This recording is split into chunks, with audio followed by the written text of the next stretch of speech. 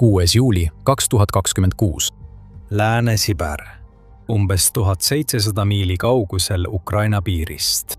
See on Omski naftatöötlemistehas, suurim Venemaal ja oluline osa toornafta töötlemise tarneahelast. See on Venemaa majanduse elujõud. Kuigi teised Venemaa rafineerimistehased, mis asuvad Ukrainale lähemal, on kannatanud drooni- ja raketirünnakute all, on see tehas end alati turvalisena tundnud. Tõepoolest, Venemaa presidendi Vladimir Putini silmis on Omsk puutumatu. See on lihtsalt liiga kaugel, liiga sügaval Venemaa tohutus territooriumis, et Ukraina saaks seda reaalselt sihtmärgiks võtta. Seda ta usub, kuid see usk põleb kohe tuhaks. Nii tõi Ukraina sõja tule ja raevu ühte Venemaa kõige kaugemasse piirkonda ning tõestas Putinit taas valeks. 2022 aastal oleks mõttegi, et Kiievi väed suudaksid edukalt rünnata sihtmärki, mis asub Venemaa sees sadade miilide kaugusel, olnud naeruväärne. Ukraina armeel polnud lihtsalt ressursse millegi sellise korraldamiseks ning nad olid liiga hõivatud oma territooriumi kaitsmisega Kremli sissetungijate parvede ja tohutute tankikolonnide vastu, et isegi mõelda sügava rünnakutele Venemaa naftarafineerimistehaste vastu. Kuid 2025 aastaks oli olukord dramaatiliselt muutunud ning ka Ukraina prioriteedid olid muutunud.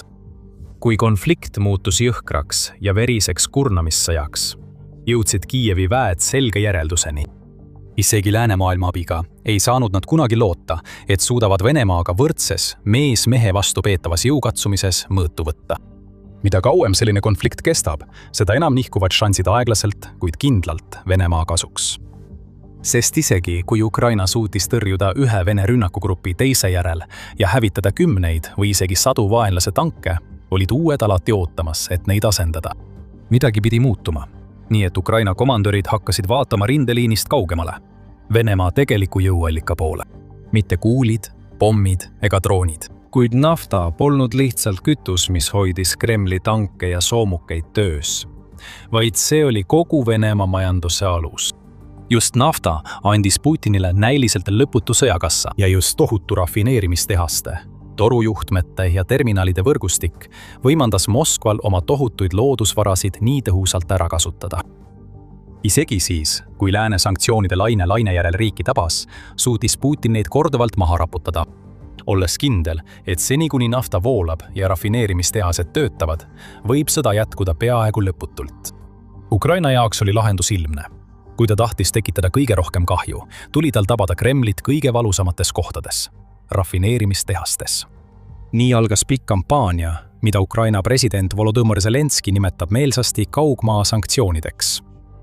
Drooni- ja raketirünnakud Venemaa energiarajatiste vastu. Rünnakud olid alguses juhuslikud, kuid muutusid nädalate ja kuude möödudes üha regulaarsemaks. Need muutusid ka järjest tõhusamaks, kui Ukraina droonioperaatorid hakkasid ära tundma ja sihikule võtma nende rajatiste kõige olulisemaid osi. Näiteks destillatsioonikolonne, mis vastutavad toornafta töötlemise ja eraldamise eest kasutatavateks väärtuslikeks kütusteks. Nende komponentide rivist väljalöömine hallab tõhusalt suure osa riigi naftatöötlemisvõimsusest ning iga rünnaku mõju hakkas kuhjuma. 2025 aasta teiseks pooleks ei suutnud Venemaa enam kaugeltki nii palju naftat töödelda kui aasta alguses. See tähendas vähem kütust sõja jaoks, vähem kütust inimestele ja vähem kütust, mida üle maailma eksportida. Iga uue rünnakuga hakkas paanika kogu riigis üha enam levima ja suurenema.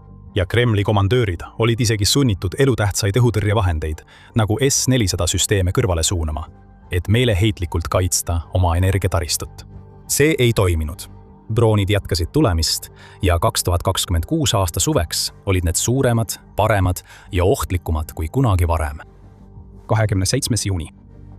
Nädalatel enne seda hetke on Ukraina korraldanud arvukalt edukaid rünnakuid Venemaa naftataristu vastu, sealhulgas rafineerimistehaste, terminaalide, torujuhtmete ja kütusehoidlate pihta.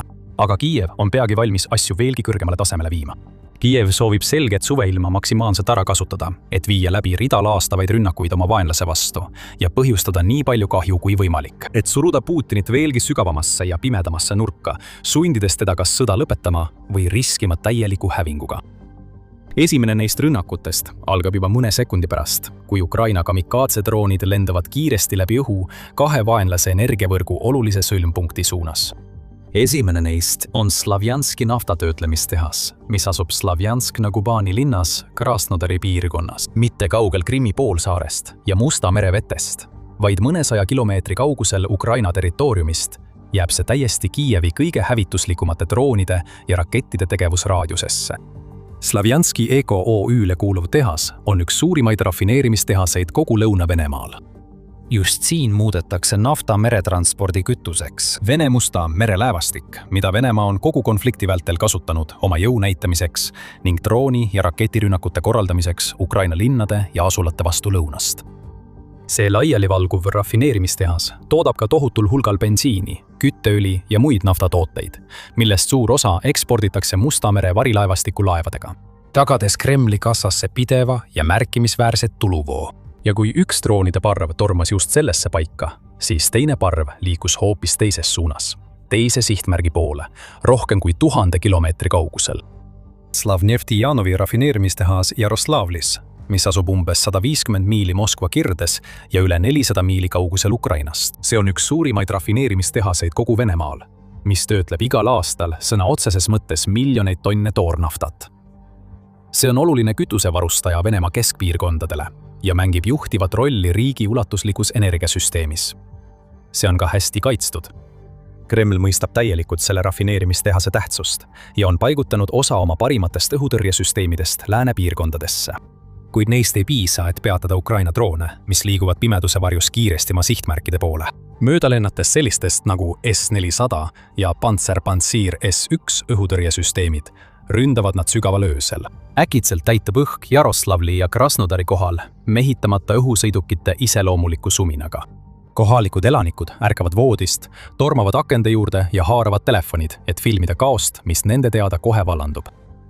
Vene radarid ärkavad lõpuks ellu, kui nende ekraanidele ilmub mitu täppi ning õhutõrjesüsteemid aktiveeritakse viimases meeleheitlikus katses lähenevaid ohte tõrjuda. Aga sellest on liiga vähe ja liiga hilja, sest mitu drooni tungivad mõlema objekti territooriumile ja põrkuvad otse nende kriitiliste komponentidega, põhjustades tulekahjusid ja plahvatusi mõlemas asukohas. Leegid lakuvad õhku ja tohutud suitsusambad varjutavad tähed. Lööklaineid on tunda kaugel ja laialt ja rünnaku mõju pole ainult füüsiline, vaid ka vaimne. Sest Ukraina tõestas Venemaale taas, et suudab tegutseda karistamatult. Poole vahet, mida Kreml teeb, või kui hästi ta üritab oma rafineerimistehaseid kaitsta. Kiievi vägedel on võimalus rünnata peaaegu kõiki neid, ükskõik millal, kui nad soovivad. Ja nad suudavad tabada erinevaid asukohti täiesti erinevates piirkondades peaaegu täpselt samal ajal. Ja Venemaa ei saa midagi teha, et neid peatada. Ja kui Vene kõrgem juhtkond arvas, et see oli Ukraina suverünnakute tipp, siis olid nad kohe teada saamas, kui rängalt nad eksisid. Sest see polnud kampaania haripunkt. See oli alles avalöök, 5. juuli. Vaevu nädal on möödunud eelmisest rünnakust ja Ukraina mehitamata süsteemide väed on juba alustamas oma järgmist missiooni. Jälle on neil mitu sihtmärki sihikul. Kõik vaenlase energiasüsteemi olulised osad. Üks neist on neile väga tuttav. See on Slavneftijanovi rajatis Jaroslavlis. Täpselt sama rafineerimistehas, mis vaid mõni päev tagasi leekidesse süüdati. See asutus töötleb igal aastal muljetavaldavad 15 miljonit tonni toornaftat. Pole üllatav, et Ukraina soovib seda sihtmärki mitu korda tabada, kuna see on Kremlile nii oluline logistiline tugisammas. See on oluline sõlm, mis toodab tohutul hulgal kütust, mis läheb otse Vene sõjamasina mootoritesse. Sellele samale asukohale sihiti vaid mõni päev pärast eelmist rünnakut, kui õhk oli veel suitsulõhnaline ja viimased tolmuosakesed polnud veel jõudnud maha settida.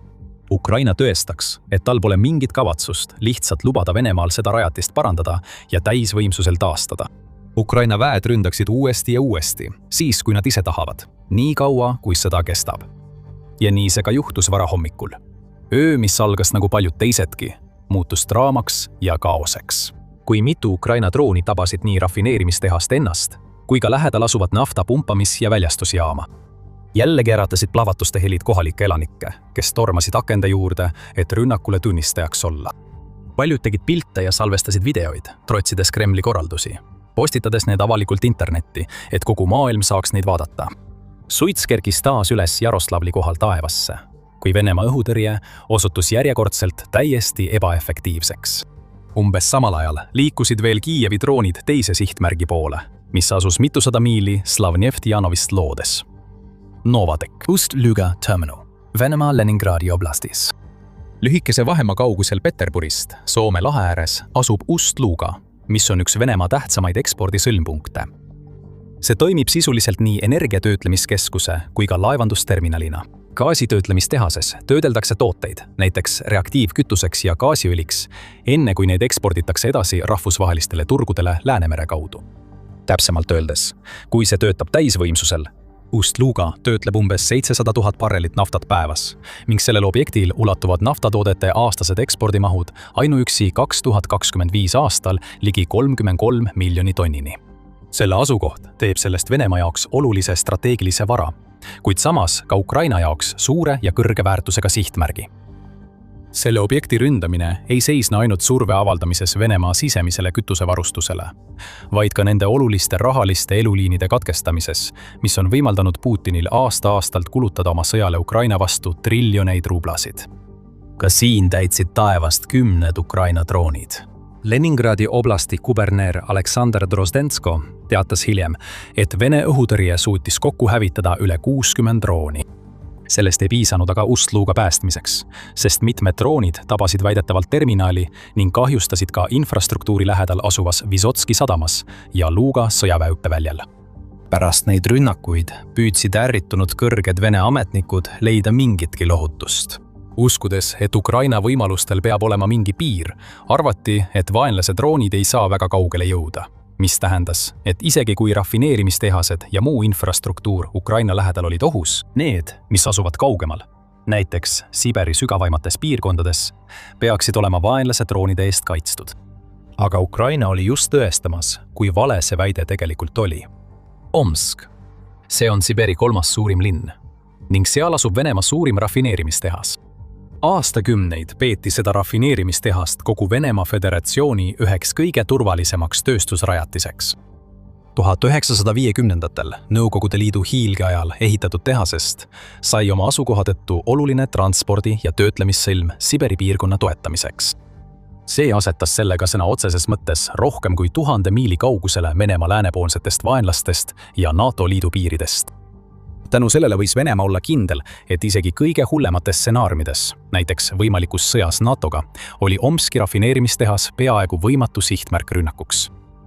Ja kui sõda Ukrainaga puhkes, ei oleks Moskva eliit kunagi osanud ette kujutada, et Kiievi sõjaväel oleks olemas selline kaasaegne tehnika, mis võimaldaks rünnata nii kauget asukohta.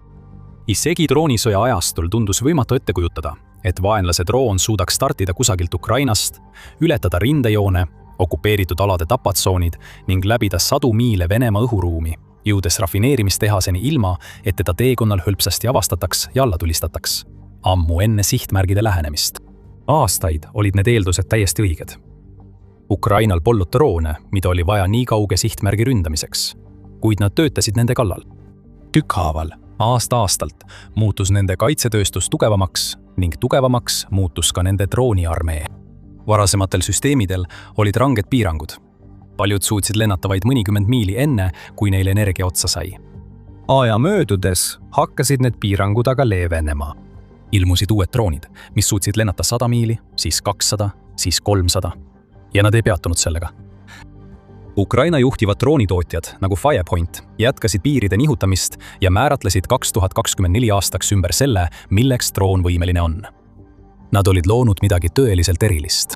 Firepoint FP, FP1 pika tegevusraadiusega ühesuunaline ründedroon, mille valmistamine maksis umbes 55 000 ja mis suutis toimetada 60–120 kilogrammi kaaluvat laengut sihtmärkideni kuni 1000 miili kaugusel. 2026 aastaks oli Firepoint täiustanud FP1 drooni, et see suudaks lennata veelgi kaugemale, optimeerides selle disaini, viimistledes aerodünaamilist profiili ja suurendades kütusemahtu.